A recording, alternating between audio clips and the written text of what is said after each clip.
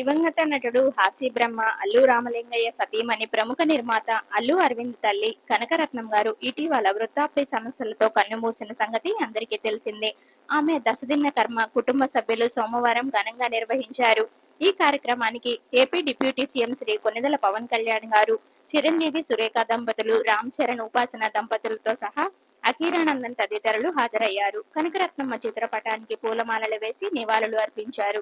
కుటుంబ సభ్యులను పరామర్శిస్తూ ఆమెతో తమకున్న అనుబంధాన్ని గుర్తు చేసుకున్నారు. అలాగే BRS working president KTR, TPS chief Mahesh Gowda, hero Nikhil, Siddharth, Manchu Lakshmi, నిర్మాత వాసు తదితర సినీ రాజకీయ ప్రముఖులు కూడా ఈ కార్యక్రమంలో పాల్గొన్నారు. ఇక పెద్ద కర్మ కార్యక్రమానికి సంబంధించిన కొన్ని ఫోటోలు సోషల్ మీడియాలో వైరల్ గా మారాయి.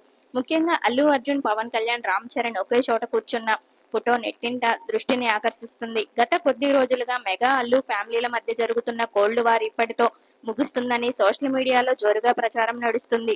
ఏదేమైనా మెగా అల్లు ఫ్యామిలీకి సంబంధించిన ఈ లేటెస్ట్ విజువల్స్ మీకోసం నచ్చితే తప్పకుండా లైక్ చేయండి. ఇలాంటి లేటెస్ట్ అప్డేట్స్ కోసం ఎప్పుడూ చూస్తూనే ఉండండి మీ Adapala sisters. Thank you so much for watching.